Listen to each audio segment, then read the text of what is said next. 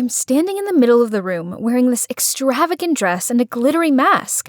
All eyes are on me, but I can sense how ingenuine they are.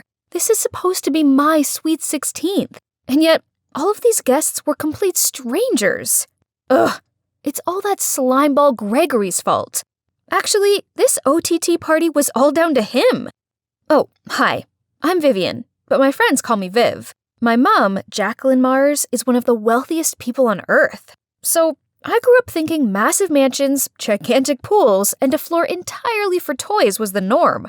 Well, at least I did until I turned 10. That day I was playing in my life-size dollhouse when I heard talking coming from the other side of the fence. I peeked over it and saw a woman and a girl around my age who looked kinda weird. Curious, I spoke up. "Hey you, why do you dress so funny?" "Pardon? What did you say?" "You don't even have shoes on." "That's so silly." "You're the silly one. Bet you've never tasted this before, huh? So try it." "Spoiled rich kids like you always look down on others. While in fact, you're no use to society." I just stood there dumbfounded as the security shooed them away. I never meant to offend her. I was just curious. So I rushed inside the house to find Mom and ask her about this. "Oh, honey, not anyone can be as wealthy as we are. That means you don't have to worry about a thing, sweet pea. Now go play so Mommy can work, okay?" Even to this day, Mom's words still linger in my ears.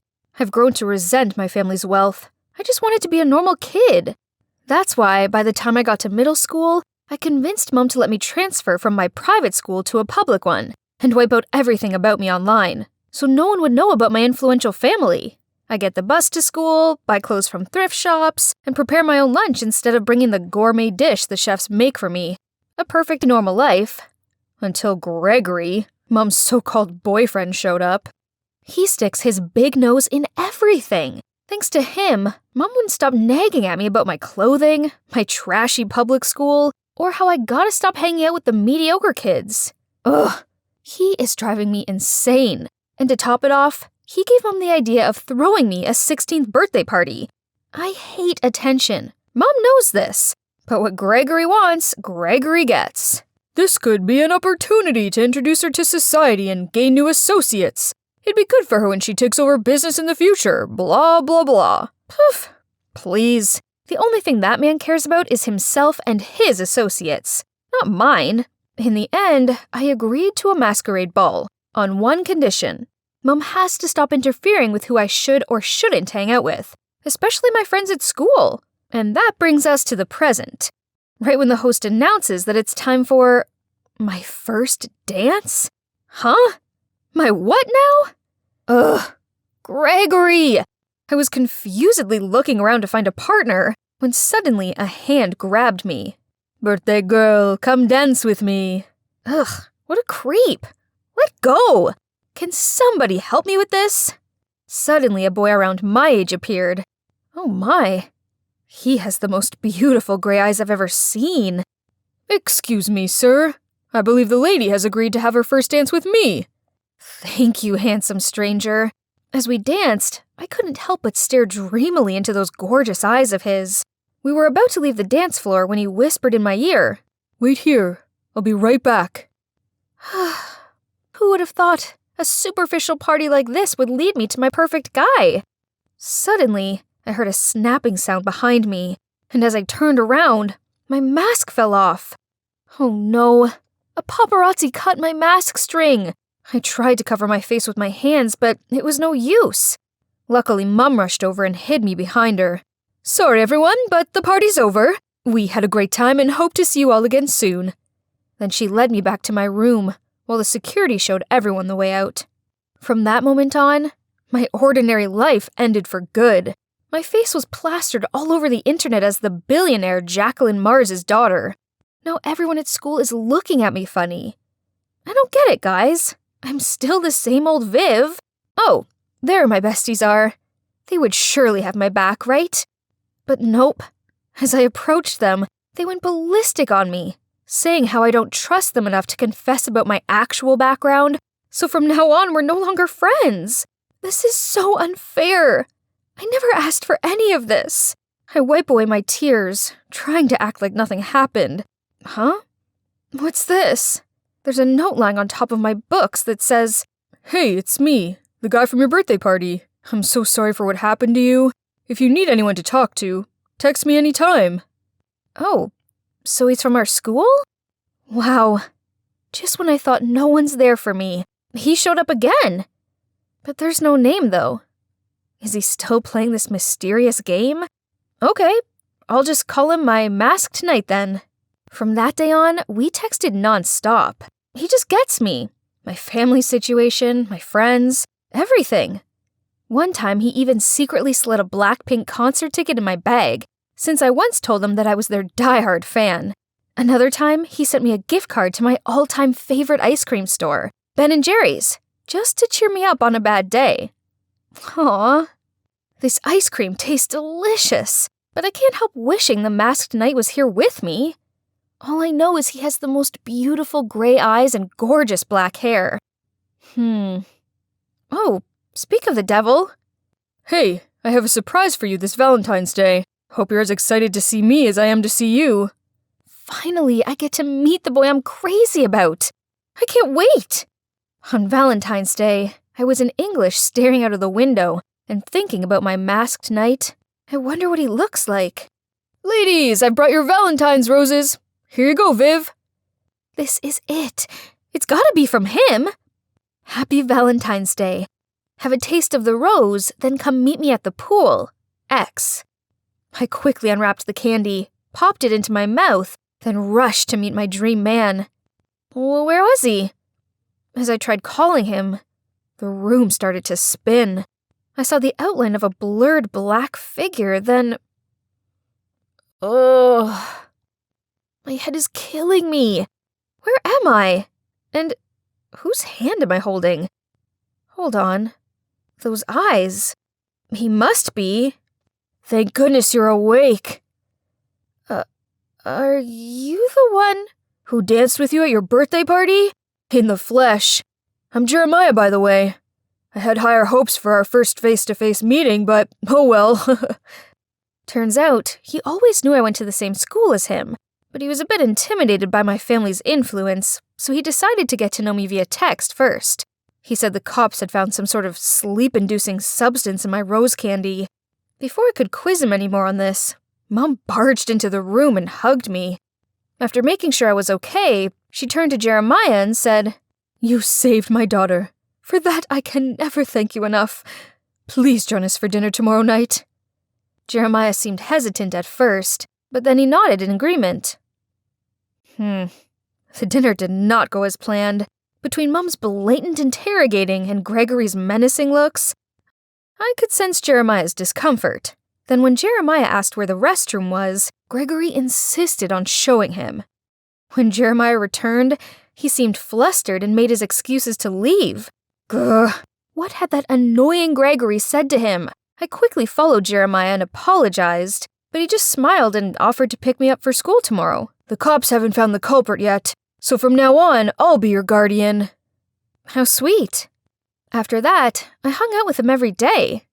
Great, right? Only, somehow it didn't feel the same as when we were texting. Back then we had a deep connection. Now it was just like two friends hanging out. Oh, and not to mention Olivia, Jer's childhood friend who can't seem to leave him alone for more than 2 seconds. One time, Jer and I were at the movies together, but guess who coincidentally appeared and plonked herself down next to him? Yep, Olivia. Worse still, with their giggling and popcorn sharing, I felt like the third wheel. I was not having this again, so I just left for home in this random cab parked outside the theater. But bad luck. The driver doesn't know the way. He doesn't even have a phone, and I had to lend him mine for GPS. The guy snatched it out of my hand immediately. Rude. But wait, it was 9 p.m. already. Why did he still have shades on? And even wore a mask? Right then, I realized the car had passed the town's border. Stop! The car suddenly filled with smoke, and the last thing I thought was, he has eyes that were exactly like Jer's. I woke up finding myself in this old, cobwebby room. Where is this place? And that driver guy? I have to get out of here now. Ah! Right at that moment, he came into the room with a smile. Don't you recognize me? Will you have another dance with me? 'Cause I'd love that. What is happening right now? What he just said. Did that mean he's the actual masked knight? Maybe that's why I don't feel connected to Jeremiah. Why did Jer lie to me then? So many questions popped up in my head. Then suddenly I heard a car stop outside. That guy immediately went to check. This could be my chance of escaping. By the time I got downstairs, I saw the driver guy talking to Jeremiah. So I hid behind the door and watched on. Cameron, just stop this. Getting revenge on our father is one thing, but this is a step too far. Take Viv back to her family now and end this. I know this looks bad, but trust me, I'd never hurt Viv. I didn't mean for her to fall into the pool. That's why I jumped in to save her. But I need her as bait to show the world what that jerk Gregory is like. He doesn't deserve to be our father. I muzzled myself in shock. Gregory is their father? And that Cameron guy was the one saving me, not Jer? Don't you forget who abandoned us when Mom had a close brush with death, then took all our business and properties, even our home, leaving us helpless? That jerk deserves all he gets. I was trying to process it all when another car arrived, Gregory's. I quickly hid under the stairs before he walked in with a bunch of bodyguards. Cameron, Jeremiah, my sons, haven't you grown up so fast? Cut to the chase. Give us back the business and what's rightfully ours. Then we'll let your stepdaughter go. Huh, indeed. Like father, like sons. Very smart. But still amateurs, my boys. You see, all that girl is to me is an obstacle blocking my way to the inheritance. So please, be my guest and take care of that little Miss Annoying. Aren't you afraid we'll expose everything you just said? And who's gonna believe you now? Jacqueline is mesmerized by me, so she'd believe anything I say. That snake. How dare he speak of my mom like that? Unable to hold in my rage, I jumped out of my hiding spot and screamed at Gregory. What did you say about my mom? You slimy, lying traitor. Nice talking to you all, but the fun has to end here. Goodbye. The guards lunged forward, about to tie me up when the cops smashed the door coming in, and behind them was Mom! Stop right there! How dare you do this to my daughter? Gregory's face turned paler than a ghost as he mumbled out, Jackie, honey, why you're here? But just in time to save our baby, Vivian. Cut the act. I already heard everything you said, and you're going to jail for a long time. Then the cops led him and took his crook guards away. Seeing Mum, I was so happy I rushed to hug her. Turns out, her investigations of the pool incident led her to Cameron, so when she confronted him, he eventually told her everything. That's how they came up with a plan to catch Gregory red-handed. Mum and the cops had been waiting in ambush around here for Gregory to show up. Then, well, you know the rest. A lot has happened in 3 months. Mum finally finished all the legal stuff, so now the property Gregory had merged with hers to gain her trust is now signed back over to Cam and Jeremiah. I realized that being wealthy isn't a bad thing, especially as it means with influence like this, I can help other less fortunate people and really make a difference. Now I help Mum with her business and her charity work, and I'm really enjoying it. I'm proud of my hard-working, amazing Mum, and I'm proud of who I am. And guess what? I now have real friends who like me for me. As for Jeremiah, well, he apologized about everything. He used to fear his brother was going to hurt me, so he lied to protect me. We made up, of course, and became the best of friends. I'm not sure I can say the same about his brother, though. He did everything he could to beg for my forgiveness, but I just can't. Then one day, Jer asked me to come by his home to visit his mom. She begged me not to think badly of her boys, especially Cameron. He's in love with you, you know? He always talks about you, and how he wishes things would have been different. Oh boy, her words are starting to have an effect on me. When I walked out the door, I saw Cameron sitting on the porch. He turned and looked at me, and I felt my heart pound for my gray-eyed, masked knight. So, taking a deep breath, I walked over to him, just as the sun was setting. Hi there, I'm Flora, Portside High School cheerleading captain and beauty pageant queen. My natural beauty and charisma mean that everyone's drawn to me, but hey, I don't make it easy for them. I only allow a select few to get close to me, as I can't be seen associating with just anyone. Only my classmate Nina is pretty enough to have the coveted position of my BFF. Birds of a feather flock together, right? My high school life was perfect. But then, in the space of one day, that all changed. The principal, Mrs. Harrington, told me that due to my cheerleading abilities, I'd won a scholarship to the ACL Academy, a boarding school for the athletically gifted, and I was leaving today. Huh? This made no sense. I mean, I don't even do sports. I rushed straight home to discuss it with my mom and found her sitting on the couch surrounded by a load of shopping bags. Yep, she'd already spent the scholarship money before I'd even found out the news. I know Mom loves money, but how could she make such a huge decision about my life without discussing it with me first? Ugh. Looks like I had no choice but to leave Portside High behind and go to this stupid sports school. Whatever. I'm a skilled cheerleader after all. It'd be a breeze, right? Wrong. This new school sucked. On my very first day here, I was woken up at 6 a.m. and forced to run 5 laps around the stadium. God, are these people superheroes or what? How are they able to run and laugh at the same time while I am panting like crazy? I didn't have time to catch my breath when the teacher made us move to the gym to lift weights. After 3 hours in the hellish gym, I barely had time to digest my lunch before they steered me into the volleyball court. Yep, that's the sport Mom had registered me for. Ugh, this stupid sport. Finally, nighttime arrived, and I managed to crawl my aching body back to my dorm. God save me from this living nightmare. Suddenly, the door opened, and in stepped my 3 roomies, aka my volleyball teammates. Honestly, I don't even know if I could call them girls or not. One has super short cropped bangs, one doesn't say much and shuffles more than walks, and one wears clothes so baggy they resemble a tent. Obviously, I'm way out of their league. And you know what they all have in common? They're always sweaty. So gross. Come to think of it, I have to go take a shower ASAP. Otherwise, I might turn into one of them. Fresh out of the shower, I called Nina and blurted out how exhausted I was and how much I missed our school. Poor you, you must be so tired. Oh, by the way, I have some amazing news to tell you. There's a city beauty pageant coming up and I'm representing the school. What? But I won the school beauty contest. Yeah, you did.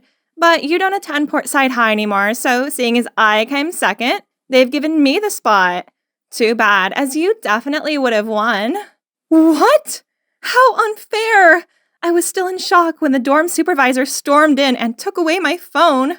Yeah, I forgot to mention. This school even has a strict 10 p.m. phones away and lights off rule. It's all because they believe health is the most precious thing for an athlete. I tossed and turned all night. This beauty pageant was massive, and there's no way I could miss it. But I'm not at Portside High anymore. Instead, I'm stuck in this dumb jock academy. If only I could get out of here. That's right. I have a brilliant idea. I need to get expelled. So, I decided to skip practice and go cause some havoc for 3 days straight. I poured paint into the pool, cut off the badminton strings, deflated all of the soccer balls, and of course, I made sure that the security cameras caught it all. And as expected, the principal eventually called me into his office. Yes, this was the moment I was waiting for. Soon I could pack and get out of here. Only the rest didn't exactly go to plan. If it had not been for Mrs. Harrington. 2 laps of frog jumps around the soccer field, now! What? Frog jumps? I hate those things! Why couldn't he just kick me out already? But wait, what does Mrs. Harrington have to do with this? After my punishment, I needed to vent. So, hugging my aching thighs, I called Nina to complain about my failed plan. And she just burst out laughing. Oh, Flora, those outdated tricks were never gonna work. You have to do something bold, like...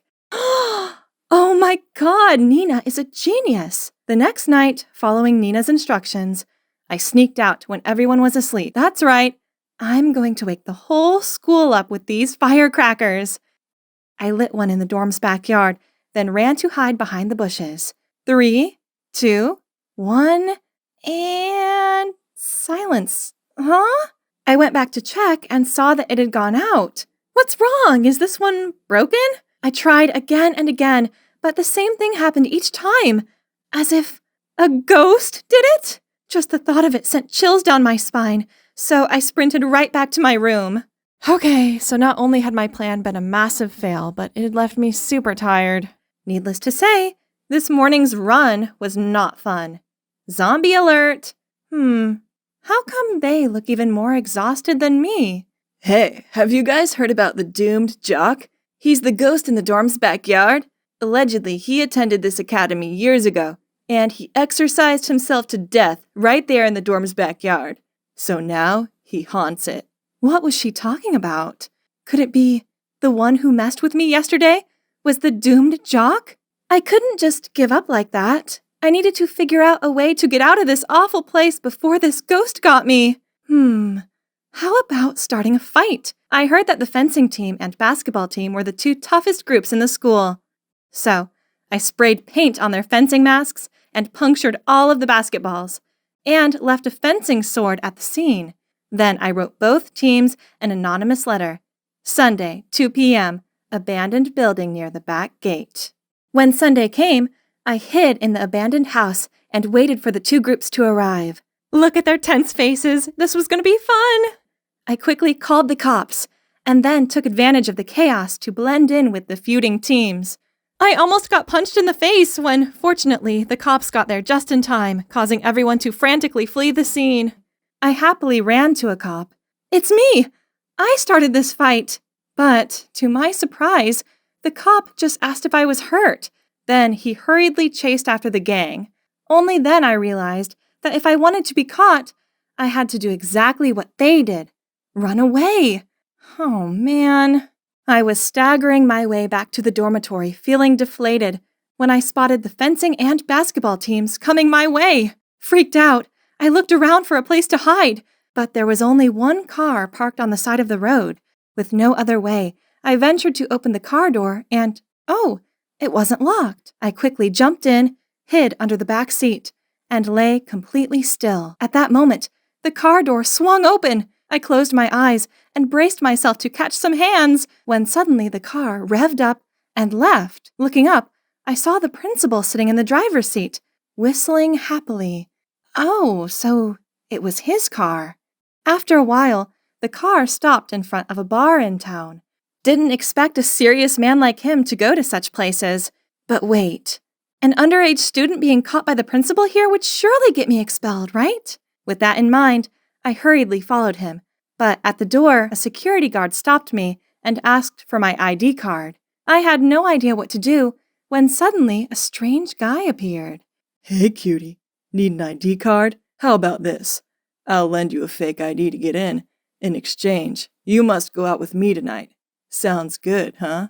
Well, I didn't plan on sticking around for long, as I would just get in, find the principal, and get caught right away anyway.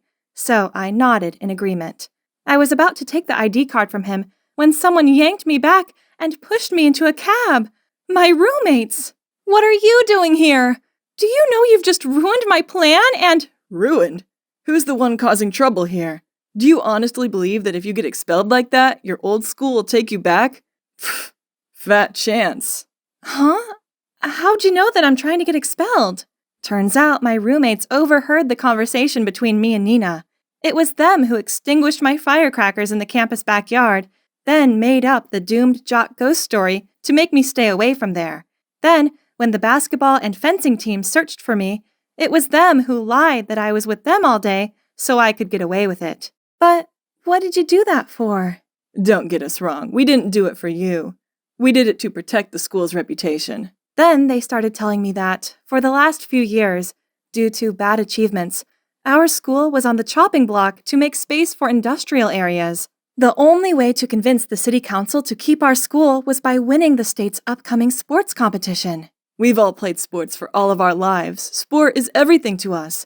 If our school closes, We don't know where we'd go. That's why when we saw you being lazy and messing about, we couldn't just sit back and watch. Oh, I had no idea about this. Suddenly, I felt so guilty. I mean, of course I don't want to ruin their futures. I then also opened up to them and told them all about the beauty pageant. They insisted there must be a way to join the pageant without returning to my old school. So they searched around on Google, and guess what? Turns out the pageant accepts free candidates too, which means no school registration needed. What else could I wish for? I immediately signed up for it, and as a thank you to my new friends, I started making an effort at playing volleyball. I'm a tall girl, so my training position is a right side hitter. And you know what? There is this satisfaction whenever I was able to block a ball. Not gonna lie, this is much more interesting than I thought. That weekend, I went to the city to pick out some dresses for the beauty contest. I found myself immersed in racks of gorgeous gowns when a familiar voice startled me. How about this one, Mom? Stunning, sweetie. You're the most beautiful girl in this world. I don't know what possessed them to pick Flora over you. But no need to worry this time, as I have sent her far away. Yeah, that's where she belongs. I'll show them who's the true beauty queen now. What? No way! My old school principal is Nina's mom? And transferring me to the sports academy was part of her plan, just so her daughter could go to the pageant? I was fuming, so as soon as Mrs. Harrington went outside to take a call, I walked straight over to confront Nina. I can't believe you're like that. Nina looked shocked at first, but then smirked as she said, Like what? Like someone who's far prettier, more talented, and crown-worthy than you? Thanks, sporty girl. I shoved past her and stormed out of there. Wait for it, Nina. We'll soon see who the real winner is. The next few weeks were crazy busy with volleyball practice and the pageant preparations. I may have only been a reserve, but I still wanted to give it my all to motivate the team. The sports competition soon arrived, and after 2 days of competing, the fate of the school came down to the final match. Our volleyball game! Talk about intense. It sucked it was on the same day as the beauty pageant, as I would have loved to be able to cheer them on from the player bench. But then, disaster struck. The girl who plays right side hitter sprained her wrist and couldn't play. The whole team looked so worried, and that made my heart ache. There was only one thing for it. I'd replace her. If I was quick, I could still make it to the beauty pageant afterward. Come on, Flora. Stay focused. Just 1 point left, and we'd win. Suddenly, the ball came flying at me. This was it. I hit it with all my might and... Score! We won! I was busy celebrating our victory when everyone suddenly asked me about the beauty pageant.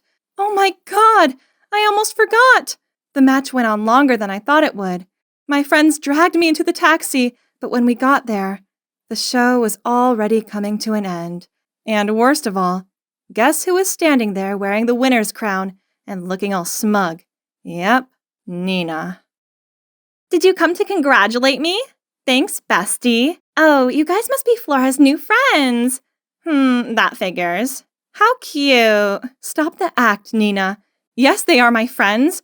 They're not fake, and they're 1,000 times more interesting than you. Say whatever you want, but I'm a beauty queen now, and you're no longer at the same level as me. My friends started clenching their fists, so I quickly pulled them away before anything happened. Right at that time, an announcement came across the speaker. Attention, pageants. We've just discovered signs of voter fraud. Please stay inside the hall and await further confirmation. About 30 minutes later, the truth finally came out. Turns out, Nina's mom had paid for the voting texts. Needless to say, Nina had her crown taken off her immediately, and Mrs. Harrington also lost her principal job. What goes around comes around, right? As for me, I'm not bothered about beauty pageants anymore. Instead, I have a new hobby, volleyball.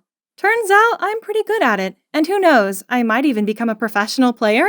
And you know what the best part of all this is? I now have true friends by my side who I know will be willing to help me anytime and anywhere. You are probably wondering why all eyes are on us. This is nothing new. Actually, this pretty much always happens when we walk through school together. Look, they're truly the high school version of Kim K and Paris Hilton, aren't they? Agreed. They're quite charming. Yeah, that's us. I'm Robin, and the Hilton to my Kardashian is Allison, my BFF. Don't let her snooty look fool you. She's actually a really nice girl who's always there for me. I never had to worry about a thing being with her. We've basically been inseparable since forever. Ugh, Candace, you so did that on purpose. Oops, sorry. It's just too hard for my eyes to notice something as lame as you. Oh, really? So it has nothing to do with the fact you're afraid I'll take your cheerleading spot and beauty queen title? As if. You're no competition for me. This wasn't a new thing. Because Allison is so beautiful and talented, she often gets into altercations with the jealous mean girls. Now, thanks to the Candace drama, we're late for class. We were hurrying along the corridor when suddenly Allison stopped. A poster caught our eyes. It was for the contest to find the new cheerleading captain. Perfect! I can't wait to win and wipe that smug grin off Candace's face. You're gonna register too? Of course I am. I'm gonna teach that girl a lesson. Just you wait and see. Oh, snap. The truth is, I had also signed up for the competition and was waiting for the right time to tell Allison, but who knew she would suddenly become so determined to win this? If Allison found out I was going to be her rival, what would she think? Oh, what should I do? I don't want to upset her, but I really need to win this competition too. Why, you ask? It's for one person. It was him, Steve, the basketball team captain, and also Allison's cousin. I've had a huge crush on him, but the problem is that he's not exactly short on fangirls, including Candace. I'd never be as forward as her, so I just watched him from afar.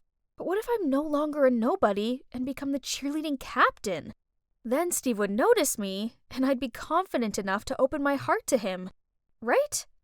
But things were way too difficult when I have to face up to not only Candace, the resident mean girl, but also Allison, my BFF. Great! It's true what they say. Putting something off will definitely come to bite you eventually. As I was having lunch with Allison in the cafeteria, Candace and her friends stopped in front of our table. So, you think you can compete with us? Go on then. Eat up and grow strong, little girl. If you have a problem with me, then deal with me. Leave my friend alone. Okay, princess. Not everything is about you. I'm talking to her. Oh, wait. Look at this lost puppy. Hasn't Robin right here told you that she's also competing for the cheerleading captain position? Then Candace and her friends left, leaving me to face Allison's surprise and anger. I was planning to... You really want to compete against me? I just want to try. Wow, I've never expected you to stab me in the back like this. Unbelievable! Then she stormed off, leaving me there feeling dumbfounded, staring at my ruined lunch. I know I should have told her in the first place, but her reaction was way worse than I expected. For the rest of that day, I couldn't find her anywhere. Not at school, not at her house. So before going to bed, I texted her, saying how sorry I was, and that I also had my side of the story, which I would tell her all about, but only after the contest. This was just a little misunderstanding.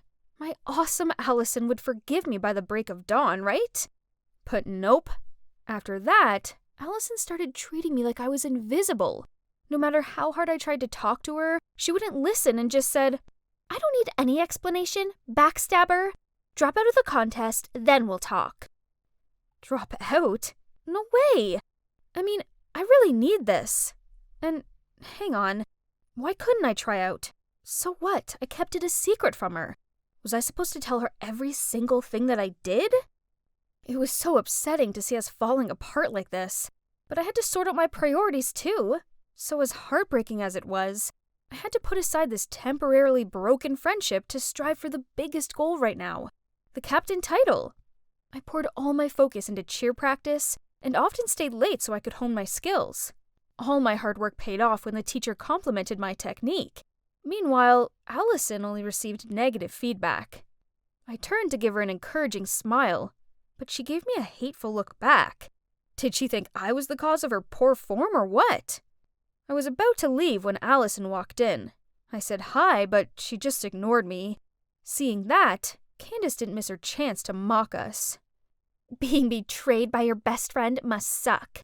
Oh dear, if it was me, I wouldn't be able to go to school. Allison angrily slammed the locker door shut and walked straight out of there, while Candace and her friends were laughing. Ugh, they were the worst. The day of the competition finally came and I was so nervous.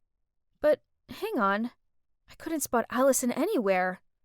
I was trying to look for her when I heard my name over the loudspeaker. It's my turn already. I was backstage on standby when suddenly I heard someone talking about Allison having an accident and not being able to attend the competition. Oh my god, Allison. Is she okay? But before I could run over to ask them more questions, I was pushed out to the stage. The music was already playing, but I felt too overwhelmed and anxious to start. Sensing my nerves, the whole stand gave me a round of applause to cheer me on. I looked down at the audience and took a deep breath, tried to concentrate, and started my performance. As soon as the music ended, the whole room burst into endless applause. The judges nodded and smiled at me. I was too worried about Allison to celebrate, so right after my performance, I rushed over to her house to check. But she didn't welcome me at all. How dare you show your face here? Not after what you did! What do you mean? I heard that you fell, so I rushed here right after the competition. Stop the act. I know you snuck up behind me and pushed me yesterday. Thanks to you, I had to quit the contest. What is she saying? Allison disappeared off upstairs. I rushed over to help her, but she pushed me over. Go away! We're not friends anymore. I was so upset that I burst into tears, and when I got up from the ground, I saw Steve standing at the bottom of the stairs. Did he see it all? I was so embarrassed that I fled as quickly as possible. And things didn't stop getting worse. I've never been so scared to go to school before in my life. It's all thanks to the school forum post accusing me of pushing Allison. Now my voting rank has dropped, and kids I don't even know are giving me dirty looks. Suddenly Steve came up from nowhere and started talking to me. Allison hasn't been in a right mood recently. I'm sorry on her behalf. This was not a dream, right? Steve had never bothered with me before, so why now? For you, this is a lucky pouch containing feng shui gemstones. If you wish for something, confess to the pouch a sin of yours, and the wish will come true. It's proportional to each other. The bigger the sin, the grander the wish. But use it carefully, as either opened or overused, it will weaken its energy. I watched as Steve turned his back and left. This was such a sweet thing for him to do, especially as everyone else was treating me like I was a walking plague cloud or something. But did this pouch really have magic powers? I guess there's only one way to find out, right? I call upon the magical powers of this pouch to confess that I purposely hid the flashy dress Mom bought me, then lied that I'd lost it so I wouldn't have to wear it. I'm so sorry. I wish I'll get a good grade for my chemistry test tomorrow so she'll be happy. After making the wish, I carefully put it in my backpack, hoping tomorrow during the test it would work. But no, the last question was pretty much impossible. I sighed, thinking the A was about to slip out of my hand, when suddenly Kevin, the smartest guy in class, threw me a piece of paper when the teacher didn't notice. I stealthily opened it. Whoa! It was the answer to that one question I had left. I quickly filled in my paper without thinking any further. A few days after, I got my test results, and I couldn't believe my eyes when I saw an A in front of me. It must be the powers of the magic pouch, as normally Kevin didn't even talk to me. Fascinating. And so, I made a few more wishes, and they all came true. Once I even confessed that I accidentally spilled water and damaged my computer, and wished Mom would buy me a new one. Unbelievably, 2 days later, Mom bought me a MacBook and said it was an early birthday present. This pouch was a miracle, so it was time I used it for my most important wish. I call upon the magical powers of this pouch to confess that I kept this secret from Allison and practiced every night, then signed up for the cheerleader competition.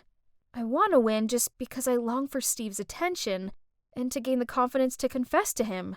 Please help her recover quickly, and for us to make up and be as close as ever. After wishing, I breathed a sigh of relief. It felt good to finally get this all off my chest. The next day after school, I was pretending to be walking past the basketball court as usual when Steve called me over and handed me a bottle of juice. Looks like the pouch really exerts its power. Actually, Robin, there's no magic. I just snuck a MIDI recorder in that pouch to figure out if you were the one to mess with Allison. I'm sorry. What? In that lucky pouch is a mini recorder? So it also means he heard everything, including my love confession? I blushed cherry red and didn't know how to react when he suddenly sighed. Hey, do you suspect anyone? I still want to find out who the culprit is. Candace? She has a grudge against Allison. Candace. Then I have a way. See you around. Since I found out that Steve knew I liked him, I've been wondering why he didn't give me a reaction back. Maybe his silence is rejection? As soon as I entered the cafeteria, I saw the crowd rushing around. Oh my god. It's Steve and Candace with linked arms. Wait, what was that in her hand? It sure looked a lot like a lucky pouch. Could it be? While Candace wasn't paying attention, Steve turned his head around, smiled, then winked at me. Oh, that's it. Steve was just acting so he could get information from her. The day after, Steve invited me to the treehouse in his garden to listen to Candace's recording. But it turns out, Candace was not the culprit that caused Allison's accident either. She just admitted to some nonsense slurs and pranks and wished to win the championship, and for Steve to love and spoil her. Then who is it? Somehow Allison keeps insisting it's you. How about you give Allison the pouch? I want to listen to her feelings too. And so, the magic pouch was also passed on to Allison. The next evening, after my late practice, Steve and I went to the park nearby to listen to Allison's confessions. Dear magic spell pouch, I actually didn't fall. Robin was getting so good and I wasn't confident that I'd win and losing to her would be humiliating. So, I spread the news that I had an accident so I didn't have to participate and blamed everything on her. Everyone loves her. Even Steve has a secret crush on her. While me... What? That means it was all planned by Allison? And Steve had a crush on me? Is that true? My thoughts are all over the place right now. Then before I could blurt out a word, he took my hand to go to Allison's house. What is this, Allison? Can you explain this? So what? Why does such an ordinary girl like her get so many good things? I deserve it, not her. Allison, why? Without even letting me finish my sentence, Allison slammed the door shut. At least I knew the truth now, right? Even though it sure was ugly. I really have nothing left now. I lost my best friend, and with only one more day until the voting for the contest comes to an end, it looks like Candace will win. But as soon as I stepped into the classroom, everybody rushed over to me and waved their phones in my face. Huh? Oh, there's a new post on the school forum. It turns out that Allison shared the truth, and even apologized to me. I knew it. My bestie is always a very kind person. Thanks to that, my vote soared and got to first place. And this is the moment I've been waiting for. The new leader of our cheerleading team is Robin Smith. Through my ecstatic grin, I noticed someone standing from afar.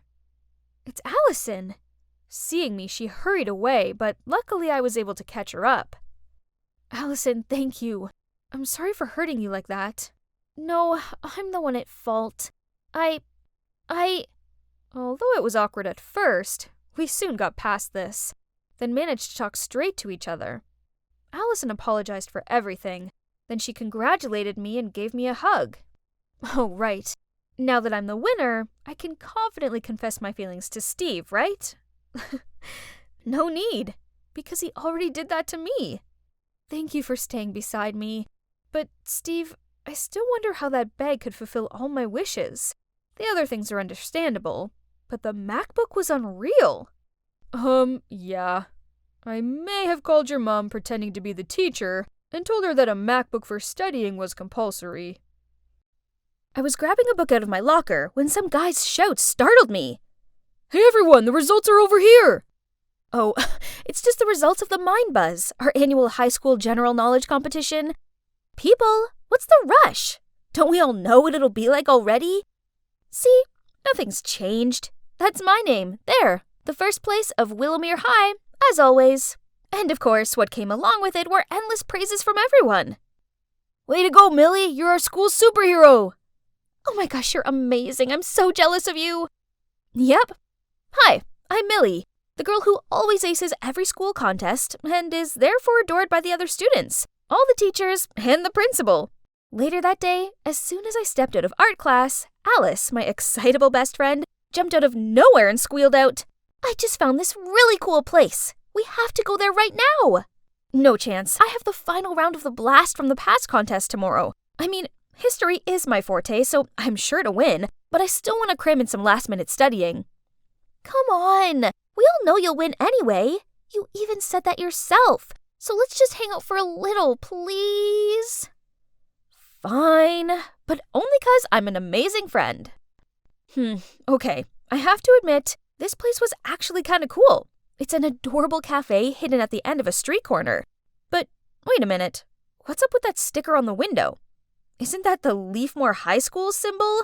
No way we're setting foot in that taboo place. I tried tugging on Alice's arm and gesturing for us to leave, but she stood her ground and replied, "Come on, Millie. We have to try their croissants. All the food bloggers are talking about it." But this is Leafmore's territory. Look. So? It's not like anyone will recognize us. Before I could comprehend what was happening, she dragged me inside. Oh well, it seems like we've gone too far to draw back, so I may as well sample what this place has to offer. Why was our order taking so long? And what was with Alice? Ugh, how many selfies did one girl need to take? I was clenching my fists to stop myself from anxiously fidgeting when two boys walked towards our table. Hey cutie, I've not seen you in here before. What grade are you in? Oh no, how should I answer this question? I quickly turned away, pretending to rummage through my bag to avoid his gaze, but they still didn't leave me alone, as the other guy said, "Wait, this girl doesn't seem to be from our school. Are you?" Oh snap! Did he recognize me?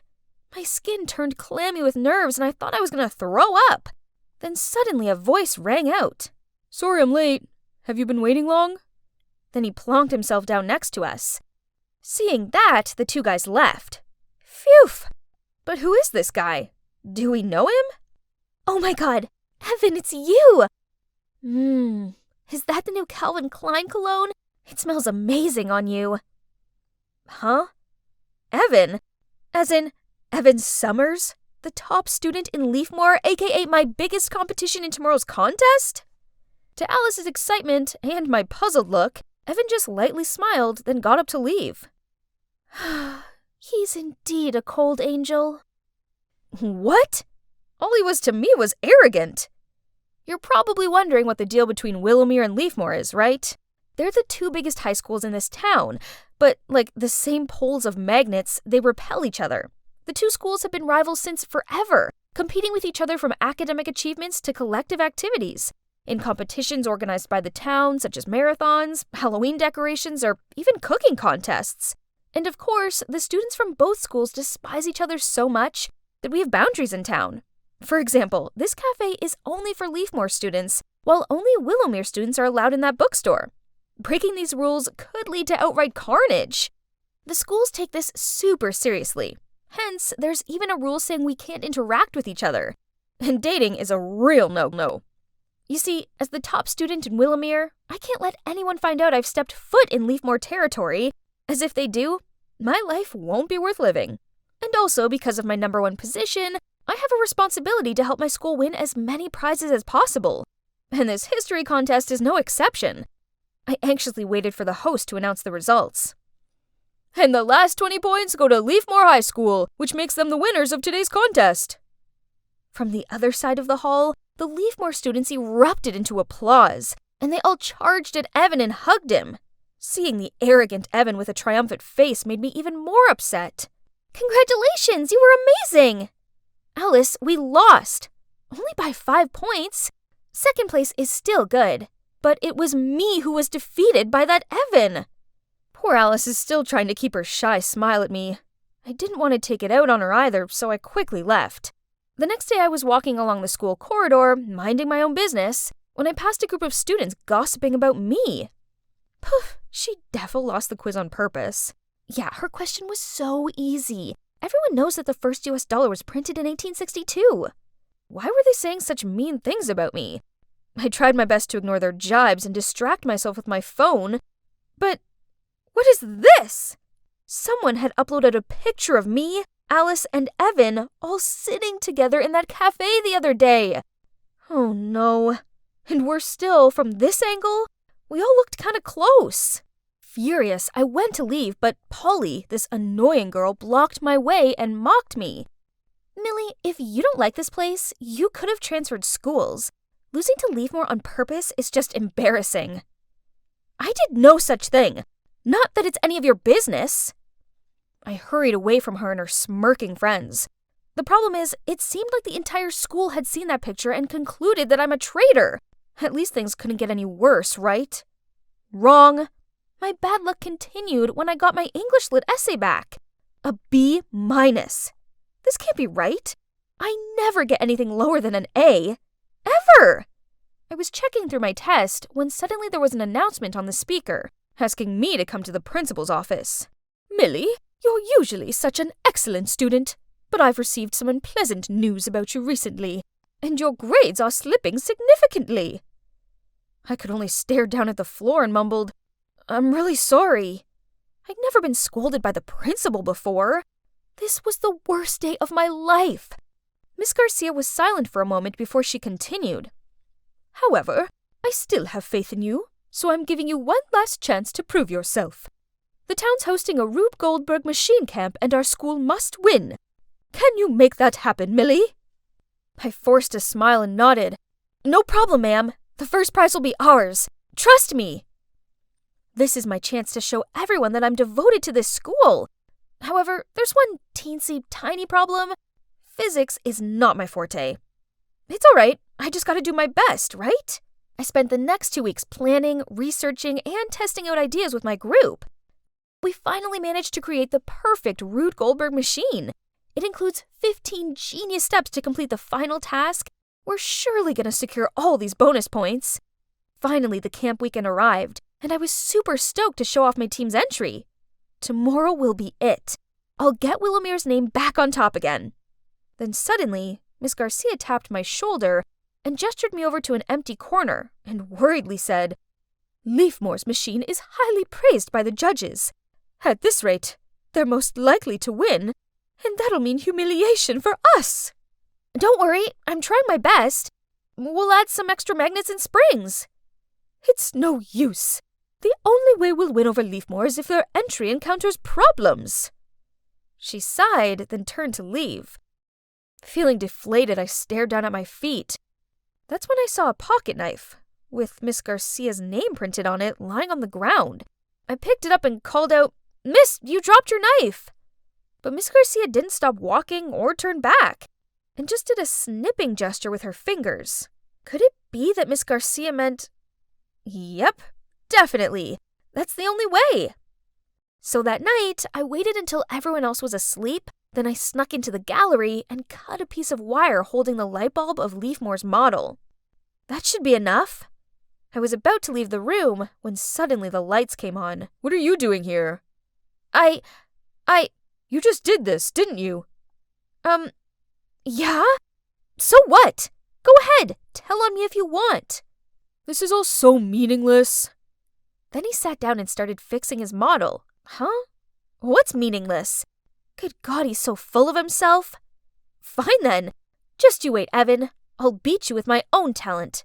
Let's see if you'll still be Mr. Arrogant then. It was my team's turn, and for the first 3 steps, the Rube Goldberg machine worked quite smoothly. But when it came to the 4th step, suddenly the wooden slide collapsed, causing the marble to fall to the ground and the machine to stop working. We all stared at each other in panic. No, this couldn't be happening! We tested it many times this morning and it had worked perfectly fine. I rushed over to check what was wrong with the machine, but I struggled and couldn't find a way to fix it, when suddenly a voice said, "Let me see." I looked up. It was Evan. I stepped aside to make room for him, when suddenly Ms. Garcia appeared. "I see what's happened here. Clearly, Leafmore High knew the only way they'd win was by sabotaging the best entry." The whole hall started to stir, but I felt my skin prickle with unease. I didn't think this was Leafmore's doing. Look at Evan. He didn't even bother telling the judges about last night's incident. Immediately after that, Leafmore's principal, Miss Harris, said, "Ms. Garcia, you can't go around accusing us without proof. Clearly, you're the one who feels the need for underhand tactics to win, not us." Then she held out her phone and circled the crowd so everyone could see. I gasped in shock. There on the screen was a picture of me standing next to Leafmore's model with a knife. Miss Harris continued, "Seeing as we managed to fix it in time, we decided not to mention anything else about it. But then you dared to accuse us." The crowd glared and tutted at me, and I longed for the floor to swallow me whole. I'd put blood, sweat, and tears into creating our model, and now people just thought I was a cheat. The worst part was they were right. I was one. The jury went off to discuss this. Then they announced their conclusion. Willowmere had been disqualified. Immediately, Mrs. Garcia piped in. "This is hardly fair. That was the action of one individual, not the whole group. I assure you that Millie is no longer on the team, so let my school continue to compete without her." I froze in shock. How could Miss Garcia do this to me? It had been all her idea, hadn't it? She'd given me the knife. The realization of what just happened hit me, and I fell to my knees and burst into tears. All that hard work, and for nothing. Even Alice hugging me in comfort didn't release me from my gut-wrenching, sinking feeling. Then to my surprise, Evan said, "Mrs. Garcia, can you explain why I found this knife with your name engraved on it next to our model?" He raised the knife up for everyone to see. Oops. In all the stress of last night, I must have dropped it. Miss Garcia turned ghostly pale and everyone started to buzz about it. "I can't believe you colluded with your students to do this. You're no different from her. Last night Miss Harris instructed me to tamper with Willowmere's model, but I refused. As if we win, I wanted it to be fairly." The whole hall once again began to stir and gawped on amazed as Evan continued. "I'm so tired of the petty feud between our schools. It's so dumb and meaningless." The jury went off to discuss this further and came back with a new announcement. Both schools were disqualified. It's shameful. But, well, it's for the best. We really don't deserve to be here. Oh boy, that sure was eventful. The scandal between the two schools was hot gossip in the town for days. They even brought it up at the monthly town meeting. That's when the truth came out that Ms. Garcia and Miss Harris had history. They were in the same year at school and were fiercely competitive against each other. So, years later, when both of them became principals of the two schools, they began this whole feud war. In the end, both principals were forced to leave their positions. So, now what? Well, there aren't any dumb rules about where I can go anymore, which is good, because I actually really like it here. I've learned my lesson, and I'm never going to let anyone pressure me into cheating ever again. Peace has returned to school life, and it feels good. Oh, and as for Evan, I'm actually studying with him right now for our next Blast from the Past quiz. Only this time, I'm definitely going to beat him. I've made it! I'm on the paradise island of Koh Lanta, and I actually get to stay here at this luxurious beachside resort. Hey, I'm Achara, a 17-year-old girl from Krabi Town, Thailand. As amazing as this place is, I'm actually not here on vacation. Instead, I'm here to reunite with the boy I saved 10 years ago. I almost forgot he existed until last week when I came across a Facebook post by Thomas, a famous British swimmer, searching for the mystery girl who saved his life as a child. Thomas is currently in Thailand for business, so here I am, eager to finally see him again. I was waiting by the gate when suddenly sounds of rolling suitcases came from behind me. I turned around to see two girls about my age standing there. Who are they? Before I could say anything, The gate opened and a friendly woman invited us inside.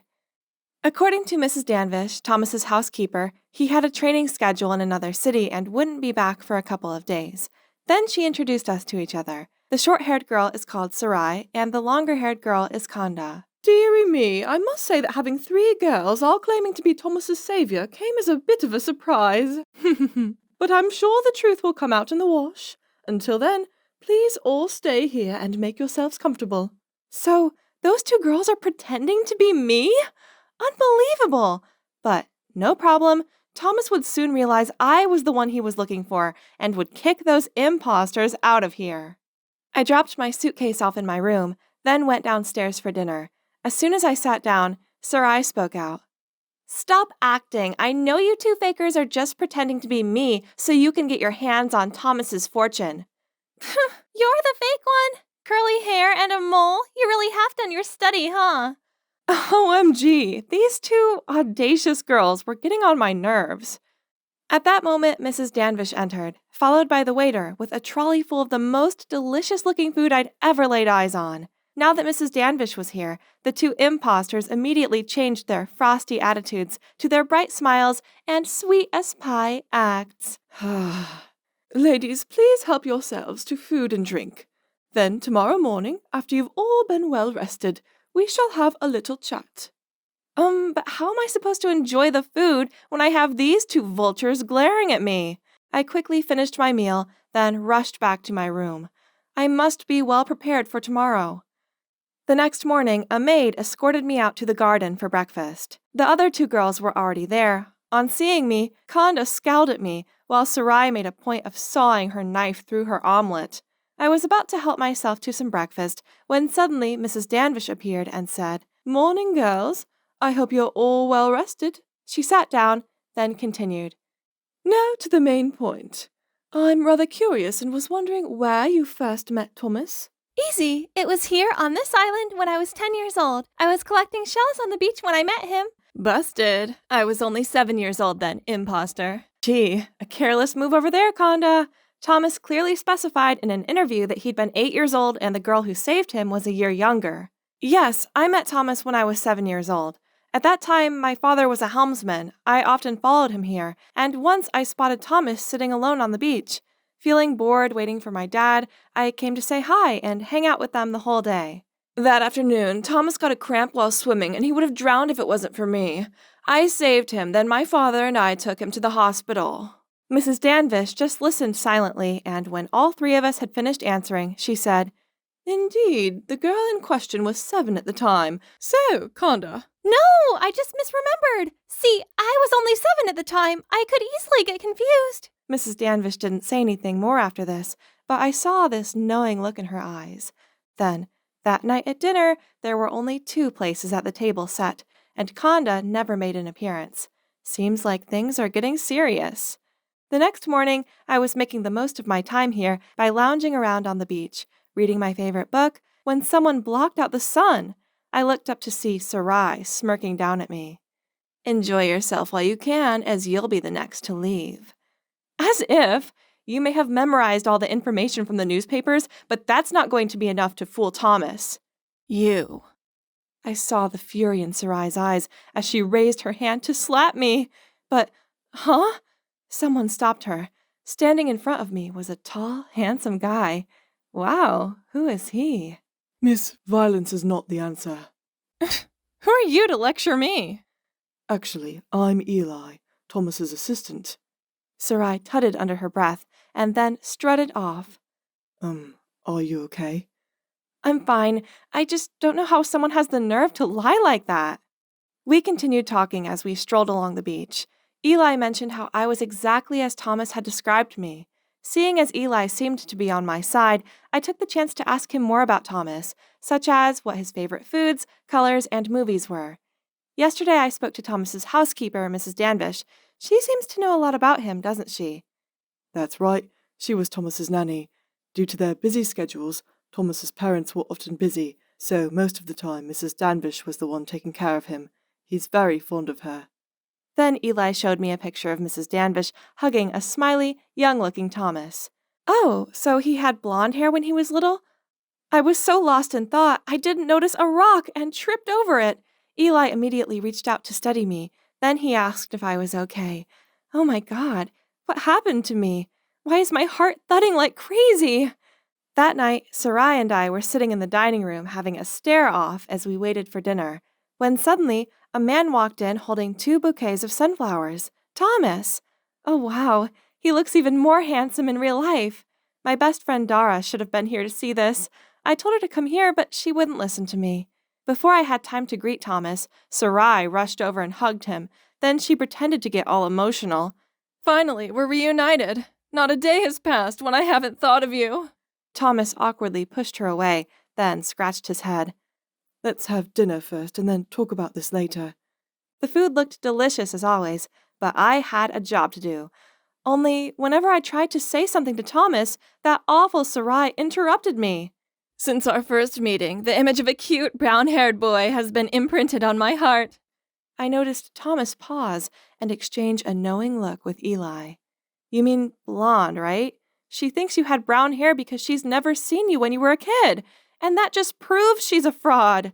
Thomas looked at me, stunned, then turned to Sarai in disappointment as she blurted out, It's not like that. Please hear me out. Without letting Sarai finish her sentence, Thomas sternly said, You know, I can totally sue you for impersonation and fraud. If you don't want to get in trouble, get out of here at once. Sarai looked like she was about to cry as she stuttered helplessly, then quickly got up and left. Thomas then grabbed my hand, smiled, and said, Finally, I found you. So he's weeded out the frauds. But why do I feel so guilty when I see his cheerful face? And what about Eli? Why do I find myself wishing it wasn't Thomas holding my hand right now? The next morning, I took Thomas to my hometown and showed him around. We were walking along the shore of the Krabby River when I saw Dara waiting. There she is. I invited her to join us. This is Dara, my best friend. Dara, this is Thomas, the guy I was talking to you about. Right then, my phone started ringing. Excuse me, I've got to take this. Go ahead, guys. I'll be right back. I quickly left, but did not forget to wink at Dara and whisper to her, I did my best. Now it's your turn. I took a stroll around the area and came back to see Thomas sitting alone, looking off into the distance. Where did Dara go? Seeing me, he stood up and said, Dara had something to do, so she left early. We should leave too. On our way back home, I couldn't help but ask Thomas, So, Dara told you everything, right? What do you mean? Oh, well, she did tell me about some interesting spots in the town. Oh man, that means Thomas still has no clue? Silly Dara. I put so much effort into bringing him here. Oh, hey, Achara. This suddenly came to my mind. When you took me to the hospital back then, do you remember what flower you gave me? Flowers. He got me sunflowers last time, so it must be... Of course I remember. I gave you a sunflower. I wanted to cheer you up. I was expecting a nod from Thomas, but to my surprise, he sighed and said, Actually, I just made that up. There were no flowers at all. Thomas's words got me wavered. I didn't want to end up in a position like this. Fine. If Dara chickened out of telling him the truth herself, then I guess I just have to do it. Thomas, I'm sorry. Actually... And so I told Thomas the truth. The one who saved Thomas that day was Dara, not me. And she's in a pretty tough situation right now. Ever since her dad's accident that left him unable to take his boat out anymore, Dara's family were in terrible debt. So, when I saw the article where Thomas was searching for his savior, I tried to convince Dara to come forward, as he might be able to help out her family. But I can't do that. I can't let him see me in this awful state. He would presume I was only after his money. No matter how much I tried to convince her, Dara still refused to go and meet Thomas. And so I decided to disguise myself as Dara and approach you first. Then I planned to reunite you here. And she agreed to all that? No, she didn't. I carried things out all alone. I kept asking Dara for more information about the past and then spent all my savings on hair appointments and makeup to fake a mole like hers. Then I lied to my parents that I was participating in a summer camp and went to Koh Lanta. I also arranged to meet her here today, but I guess she's still not ready to talk to you. Actually, when I saw Dora, I felt this strange connection toward her, but seeing the way she left like that, maybe she doesn't want to see me again. Oh no, what had I done? I want to bring them together, not drive them apart. Are things really just going to end up like this? It's been 3 days since then, and now here I am, nervously waiting for Dara in the airport lobby. I'd asked her to meet me here, but this doesn't look good. Does she really not even bother to say goodbye to me before I leave the country? Achora, seems like Dora isn't coming. I'm sorry, but we have to go. I gave a solemn sigh and pulled my suitcase when suddenly I heard someone call, "Wait up! Achara!" I turned around and saw Dara running towards me. Oh boy, what a relief! I quickly hid away my smile and put on a sulky expression. "Oh, you're here? Thought you wouldn't come. Anyway, my boyfriend and I are off to London to meet his family. They're really eager to meet his savior, right, babe? Thank you for coming to send me off." Dara gave an awkward look. Then she took my hand and led me over so she could whisper, "Achara, can I talk to Thomas in private for a minute?" Yes, my plan worked. I turned to Eli and gave a thumbs up. Then we rushed off and left Dara and Thomas to talk alone. Did you really think I would let those two idiots give up on each other so easily? No way. I had discussed it with Thomas and planned to fake a cheesy farewell at the airport, and voila! Dara finally realized her feelings for Thomas in this hit-or-miss moment, and the two of them had a happy reunion. Yay! So, what about me, huh? Well, you don't have to worry, because I might have scored this cute, handsome assistant right here. This view of the Alps is magnificent. Wow, I've never felt this free before. Huh? Hang on. Are those meowing sounds that I'm hearing? I followed the sounds to the raging river nearby, and there, stuck on a rock in the middle of it, was a terrified cat. Oh no, poor baby. I've got to help it. I quickly grabbed onto the nearby tree, then leaned out towards the rock with an opened umbrella on the other hand for the cat to jump onto. The cat hesitated for a bit before making the leap. But it's heavier than I expected. I lost my balance and tumbled into the river. I grabbed the cat just in time, but the strong current made it impossible to float. In a panic, I screamed for help, but the waves lapped over me and gulps of water filled my mouth. And just like that, I felt my surroundings darken. Ugh, what was this wet, scratchy thing rubbing on my face? I opened my eyes to see that cat sitting on me. Thank goodness it was okay. But where am I? This seemed like some kind of rustic cottage house. Suddenly, a man walked into the room with a food tray. Who are you? Relax. I'm the one who jumped into the river to rescue you both. Turns out he happened to pass by the river while we were swallowed by the current, and he didn't hesitate to jump in to save us, then brought us back to his home. Oh, thank you for everything. Sure. Here, eat up. So, how come you and Topaz fell into the waterway? Who? Oh, you mean the cat? How come you know his name? It says it right here. See? I'm guessing this is not your cat then? I told him how I accidentally found Topaz, so its family must live around here somewhere. Hearing this, he agreed to help me find Topaz's owner the next day.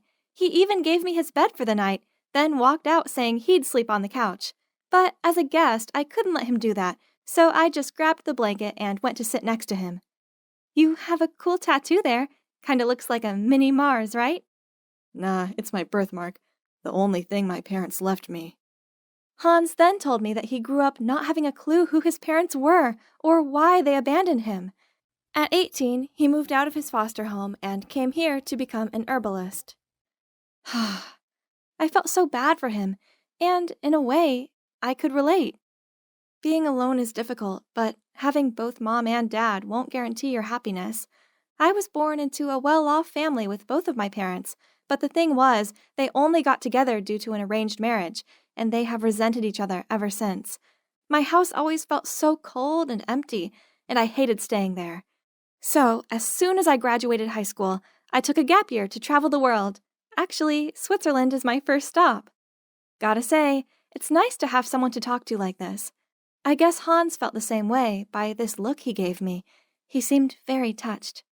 The next morning, we took Topaz to the town to ask around. Turned out, Today was their annual festival, so a horde of people crammed along the street to celebrate and watch the parade. Hans held my hand so I didn't get lost, but somehow the crowd still pulled me away and I ended up stuck among these sweaty people. Suddenly, a hand grabbed mine and led me out of there. Phew, thank God, I couldn't breathe in there. And you know what? A super handsome, stylish guy was standing in front of me. Are you okay? That's when I noticed the tail of my shirt was ripped. Freaked out, I tried to cover it up, so he took out a silk scarf and tied it around my waist. For a second there, I froze to the spot, so amazed by his thoughtfulness. Just at that moment, my phone buzzed with a call from Hans. He told me to meet him at the fountain. Slight problem? I had no idea where that was. Well, lucky me, this gallant guy offered to take me there. We talked along the way, and I found out his name's Willard. He lives in a nearby town and was here for the festival. I told him I came to find the owner of the lost cat I'd found. Then, when I showed him the picture of Topaz, he couldn't hide his shock. Are you sure this is the cat you found? I nodded. He stayed silent for a while, then said, I might know its owner, but I gotta go now. Bring the cat to meet me there. Faye, it was nice meeting you. Then he bowed down to kiss the back of my hand before he left. How sweet! I watched as he disappeared into the crowd. Thanks to Topaz, I got the chance to meet him again. Why are you making that funny face? I told him about my encounter with Willard and convinced him to come with me to the address on the handkerchief. He seemed skeptical at first, but then gave in. I mean, other than this, we had no clue. It was worth a shot, right? The next day, we went to the place Willard told us. But, seriously? Is this right? Why were there a line of people all holding near-on identical cats to Topaz? They even had the same collar as him. What is going on? I walked over to ask an old man sitting on a bench. He told me the millionaire lady who lives here had lost her dearest cat, Topaz.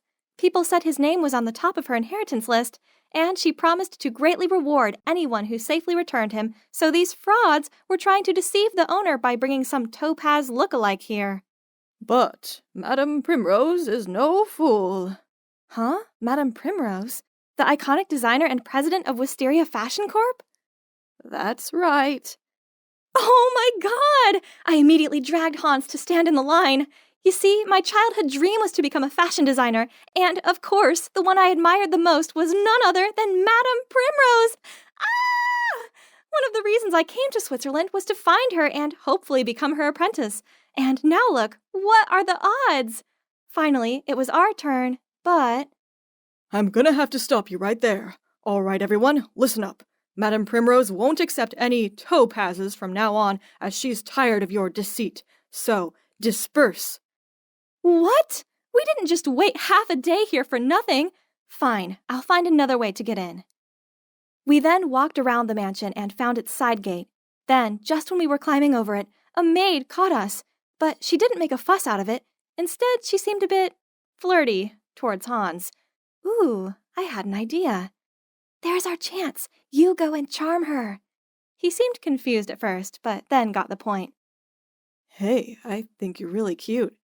Hans then tried his best at flirting, and as soon as she swooned, I asked her to help us return Topaz to his owner. The maid hesitated at first, but when we said that we didn't need to be repaid or anything, she agreed to let us in. We quickly split up to find Madame Primrose.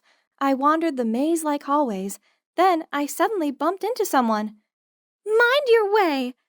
Wait, I don't know you. What are you doing here? She's my new friend. Is there a problem? I'm sorry, young master. It was Willard. He came to rescue me again. Great to see you again, young Master Willard. You live here? Why didn't you call me when you arrived? Did you bring the cat? Where is it? Give it to me right now. Willard, calm down. Topaz is safe. I just found out his owner is Madame Primrose and... I'm her grandson. Just give the cat to me now. His agitated behavior didn't seem right. I took a few steps back from him, refused to do what he said, then ran. You don't understand. Just at that moment, Hans and Madame Primrose appeared. There you are. Are you okay? He worriedly asked. But boy, all I could see right now was Madame Primrose. She approached me, held my hand, and repeatedly thanked me for risking my life to rescue Topaz. This was amazing, but why did Willard just leave without saying anything? Madame Primrose invited us to stay for dinner that evening. Joining us were Willard and his mom, Agneta. Madame then told me how much Topaz meant to her. 20 years ago, she lost her son, Mr. Alvarez, to a car accident. Then, a year later, her grandson Leroy disappeared. Her grief was almost unbearable, but then she was gifted a cat, Topaz, and thanks to him, she began to heal. I tried comforting her by saying she still had Willard, her other amazing grandson with an excellent fashion sense inherited from his grandma. But, to my surprise, Madame Primrose said Willard isn't her real grandson, since Agneta is actually Mr. Alvarez's second wife and was a stepmom to the missing grandson Leroy, and Willard was her son with her ex-husband. I could see Willard and his mom were feeling so uncomfortable. Willard must have felt so hurt as Madame Primrose never even thought of him as a family member. Then my train of thought was interrupted by Hans. Why didn't he just tell me to pass him the salt instead of sticking his right arm to my face like this? Suddenly, Agneta gave him a mortified look and spilled wine all over the table.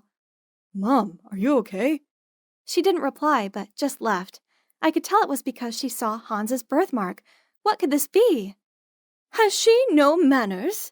She must be unwell. I'll go check on her. So I followed her to the garden gazebo. That's where I heard her talking to someone on the phone. You had one simple job. Take that pampered Moggy miles away. Well, guess what? It came back. I gasped in shock, and right then, a hand covered my mouth. Shh! Be quiet. Oh, but it gets worse. The stupid cat brought Leroy, the missing grandson, home. That's right. I saw that Mars birthmark with my own eyes. If Primrose finds out about this, we're done. You hear me? Wait, so Leroy, Madame Primrose's only grandchild, is actually Hans. And his stepmom was the one who secretly gave him away in the first place. Even worse, I was hearing this shocking news with her son. Willard, get it together. Do you know anything about her plan? I knew Mom was behind Topaz going missing. That's why I tried to take the cat away earlier, to keep him safe from her. But Leroy too? That was just heartless. What should I do now? She's my mom, after all. I could see his pure and kind soul being tormented, and my heart ached for him. I know it must be hard, but you need to tell Madame Primrose the truth and make things right. That's a way to help your mom redeem herself, okay? He stared at me with those dreamy eyes of his, and I felt my heart turn to mush. But a phone call from Hans interrupted us. He was looking for me, saying we gotta go. Right, I had to tell him the truth. In a cab back to Hans's cottage, I told him everything, and he just burst out laughing, saying, I'm Leroy, the heir of a millionaire? Oh, please. I'm serious. You were brought to the foster home exactly 19 years ago, and you both have this one-of-a-kind birthmark. Okay, so what if I'm really her grandson? I don't even know her, and I'm definitely not rich kid material. You've been lonely your entire life. This is your chance to find the family you've always wanted. Hans was speechless. It seemed I'd hit his weak spot, and he finally agreed. We asked the driver to take us back to the mansion. But no one was awake at that hour except a gardener. He led us to a library deep into the mansion, brought out tea, and told us to wait. Just a few minutes later, Hans started coughing, and his face swelled up. Oh no, he must have been allergic to something in the tea. Panicked, I screamed for help, and the gardener came back and carried Hans to the car. But then a hand muzzled me from behind, and everything went dark. I woke up with my head pounding and unable to move. As I tried to make sense of the situation, I realized I was tied to a chair, mouth taped, surrounded by some rusty, unsanitary medical tools. And on the other side of the room, Hans was unconscious and tied to a patient's bed. Standing next to him was Agneta and the gardener and a guy in a blouse with some kinds of tools in his hand, about to do something to Hans's birthmark. I tried to scream and struggled to break free, but I couldn't move an inch. Right at that moment, Willard barged in. Stop this! Leave right now, or I'll call the cops for your unlicensed business. And Mom, I already know everything, so please, have some remorse. Agneta looked so ashamed of herself. Willard, everything I did it for you. Please understand. You saw how that old hag Primrose treated me. I was so miserable. Then your dad offered to help me. Dad? You mean Tim? How can he be my dad? Don't be such a wimp, son. I've stayed and worked here like a servant just to be close to you. We did all this so you can be the only heir. You deserve that. Now, finish it. I can't, Tim. Get away from my mom, you dirtbag. You never cared about me. You only moved here to manipulate her to do your dirty work. A terrible person like you will never be my dad. Then I'll do it. As he was about to lay hands on Hans, suddenly there was a meowing sound and Topaz appeared, followed by Madame Primrose. Step away from my grandson. You dared to live under my roof all this time and play foul tricks on my family? Take him away. Luckily, Hans came round, and he had a tearful reunion with his grandma. They finally had the closure they deserved. Hans decided to stay in the mansion with his long-lost family. He's even planted an herbal garden there for treating and healing people, as he always wished. Madame Primrose had finally found peace, as now she had both her beloved grandson and precious cat back. She also thought that maybe she'd been too strict on Agneta, so she decided not to press any charges against her. Agneta had also apologized, but she felt too full of shame to stay and decided to move out of the mansion. Willard followed his mom and helped her start a new life. What about me? Well, I got the thing I've always dreamt of, to be Madame Primrose's apprentice. That's her gift to me for bringing both her cat and her grandson back. And, right now, I'm late for a date with a very special guy. Can you guess who it is? Wow, this Florida beach resort was the epitome of luxury. Hi, I'm Dakota, the beloved and only daughter of Hardy Balmer, the world-renowned wine billionaire. But I don't know why. We have this huge fortune and Dad still makes me study and always rushes me to get a job. Well, no way that's gonna happen. So for now, let's just enjoy this gorgeous place and this finest wine, shall we? FYI, there isn't a wine brand in the world I haven't tasted. I can distinguish them all easily with just one sip. Chardonnay versus Riesling? Piece of cake. Let's see if there's anything interesting going on in the world. Wait, what is this? There must be some mistake. How can Daddy be bankrupt? I called him repeatedly, but all I got was the busy signal. Something's wrong. I rushed to the private helicopter to return to our mansion. What's happening? Why are those men carrying away our valuable furniture? Then Nanny Maria ran out to me in tears. She told me Daddy had disappeared and all he'd left behind was this wooden box. I rummaged through it, but only found some old notebooks and a certificate of ownership for a farm winery. Oh well, Dad may be bankrupt, but at least I still have this vineyard to live off. Let's go check out my newly acquired assets then. This place looks huge. I wonder how much money it made a month. I looked around and then wandered into an enormous wine cellar. Curious, I touched some wine barrels when suddenly someone's voice snapped at me. Stay away from them. Who are you?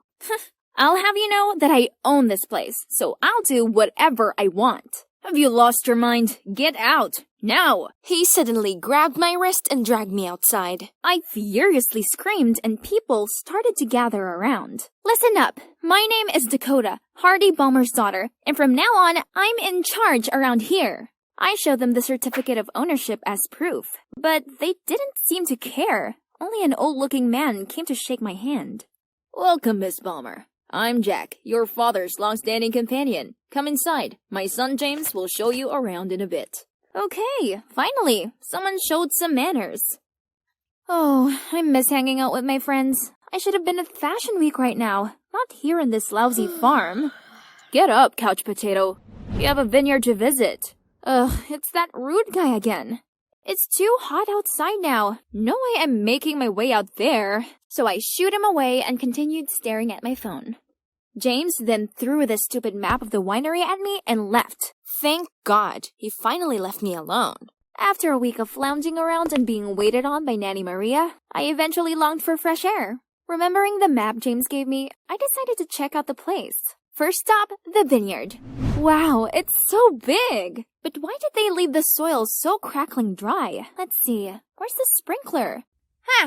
There we go. But as soon as I turned it on, a scowling farmer ran over and immediately turned it off. Hey, miss, this is not your toy. What's the attitude? They're my employees but have the cheek to act this snootily to me? Harvest is in 2 weeks. To keep the sweetness of the grapes, no one waters them. Why is this James guy everywhere? I'm the daughter of the wine billionaire. I didn't need any preaching on how to run my farm. Days after that, I came to the farm to pluck up the grass, trim, and fertilize the plants. But I kept getting shooed out. Those awful farmers were so disrespectful. Fine, I needed to show them who's the real boss here.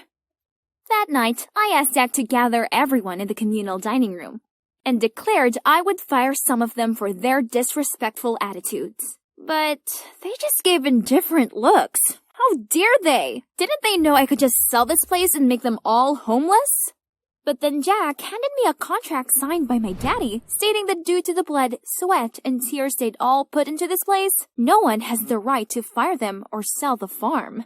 Jack also gave me other documents. Seemed like due to my family's bankruptcy, the farm had not been doing well. If nothing changes, it might be dissolved. What? So the only property Dad left me was also on the verge of failing?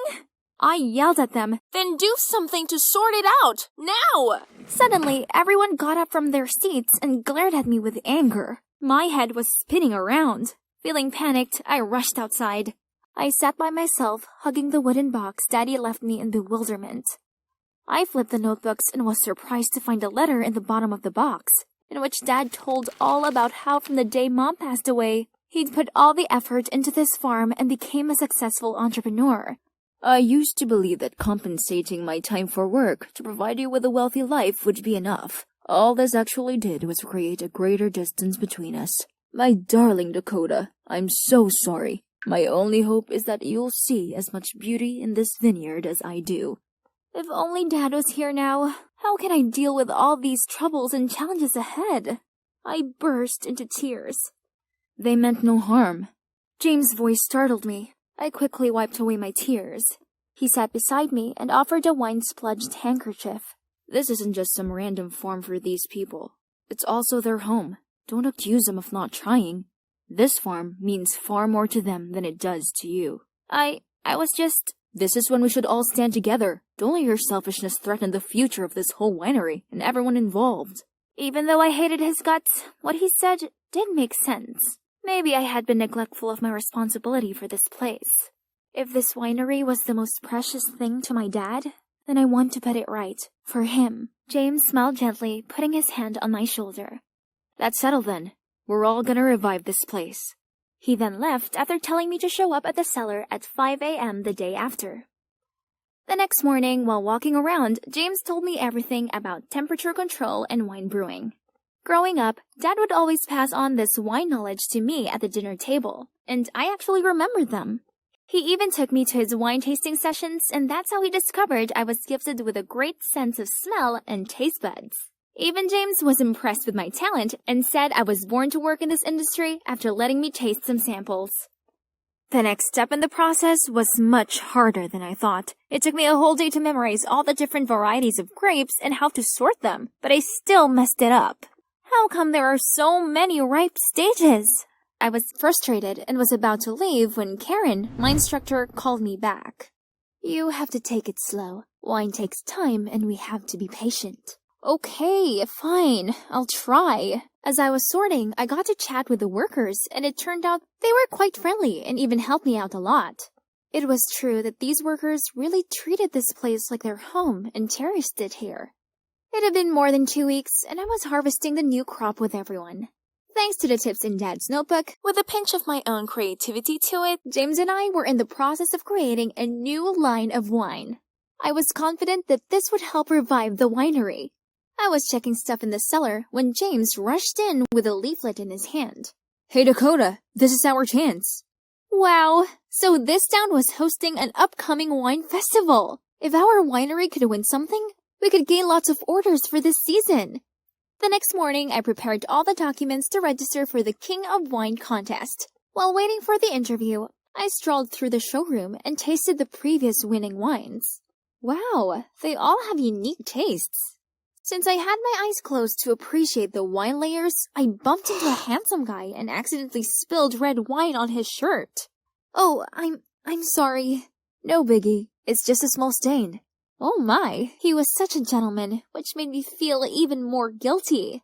I was about to ask for his contact so I could make it up for him later when the organizer called me for the interview. My eyes were just looking away from him for a sec, and he'd already gone. Anyway, it was a blessing the interview went well, and our winery was eligible for the contest. I decided to treat myself to a coffee before heading back. But at the counter, I realized I didn't have any money on me. Oh no. I forgot my wallet. I'll pay for that. Wait, it's him, the guy I spilled the wine on. Turns out he's Danny, and he might be young, but he's in fact a skilled wine critic who even held the position of vice president of the city's wine association. More surprisingly, he's a fan of my dad's and adores the wines he created. After chatting with him, I came back to the farm to tell everyone the good news. They were all very excited and started preparing for the competition right away. 2 weeks before the competition, the organizing committee sent over a few people to do some preliminary assessments. And guess what? Danny was also here, being a part of the inspection team. So, after the inspection, I invited Danny to stay and share some knowledge about wine brewing. And fortunately, he's free for a few days and was pleased to stick around. Yay! I excitedly told James the great news, but he responded with no interest. That's not exactly good news. Why? Oh, I see. You're jealous of him, aren't you? What? Me? Jealous? What does he even have for me to be envious about? Well, he's handsome and also exceedingly knowledgeable about wine. And people seem to like him. Wait, where are you going? I haven't finished. Whatever. No one needs him, as we have Danny here now. Such a charming gentleman. For the next 2 days, Danny kept trying to make time for me. Yes, just the two of us. Gosh, he's so romantic. I could spend hours with him.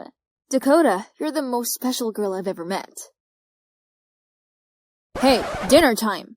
Ugh, another would-be perfect moment ruined by James. He seemed to go out of his way to come between us. He sat in between us in the dining room, saying it was his favorite seat. Then, he followed us into the vineyard and said he was checking the quality of the grapes at 11 p.m. For real? Such a third wheel, and he's so cranky toward Danny. Hello, the guy's trying to help us here, so why the grumpy attitude? Later that night, I was passing by the kitchen when I overheard James and his dad. Should we start now?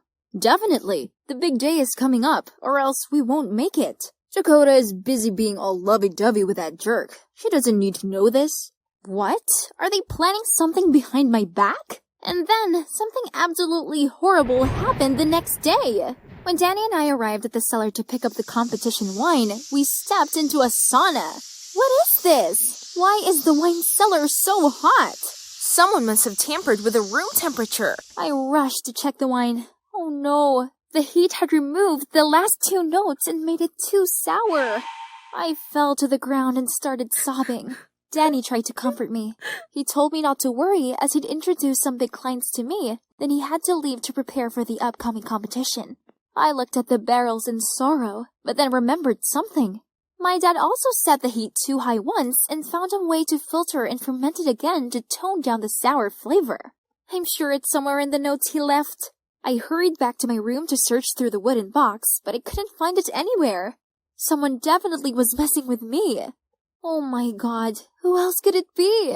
The conversation between James and his dad came to mind, so I furiously went to look for him. Seeing James, I couldn't control my anger and shouted, "It's you, isn't it? You adjusted the wine cellar temperature. You stole my father's notebook. You've been planning to sabotage me for a long time, haven't you?" James acted confused, but before the snake could blurt out anything, I stopped him and said, "Get out of here, now!" He gave a defeated nod, then left without a word. Tomorrow is the day of the contest, yet I don't have any wine to enter. I picked up the letter my father left me and felt like a loser. Maybe I'm just not fit for this. Right at this moment, James pushed the door open. "Dakota, look! I told you to leave!" Ignoring my words, James calmly poured a glass of wine and told me to try it. Oh, this actually tastes pretty good. It's the new wine you created. I stayed up a few nights and fixed its acrid taste. Now we can take it to the contest. I yelped out in joy, then lunged to hug a surprised-looking James. Look at his face, red as a tomato. But, remembering how sketchy he was in the kitchen the other night, I quickly let go of him and calmed down. First things first, we had to hit the road now to participate in the competition. Our wine stall attracted a lot of guests and got highly praised by all the judges. When Danny saw us, I noticed how surprised he seemed by my presence with this new wine. I didn't expect the technique of filtration and fermentation could change the flavor so amazingly. You're really talented, Dakota. Let's take some time to discuss this in more detail later. I happily agreed, but isn't that technique recorded in my dad's notebook? How did he know it? I left the bar and sneakily followed Danny. Then in a hidden corner, I overheard him talking to someone. I've adjusted the cellar's heat to destroy everything, but who knew she'd use her father's technique to fix it? I've already taken the notebook away, but she probably remembered them all. Whatever the reason is, her wine is becoming a strong rival. My championship is at stake. Can you just do something? So, have I been trusting the wrong person? Well, that hurts. But I'll sure make him pay for that. I quickly submitted the recording to the judges, and immediately there was an announcement to pause, and the wines were regraded by blind tasting to be fair. And you know what? The new wine I created won the third prize.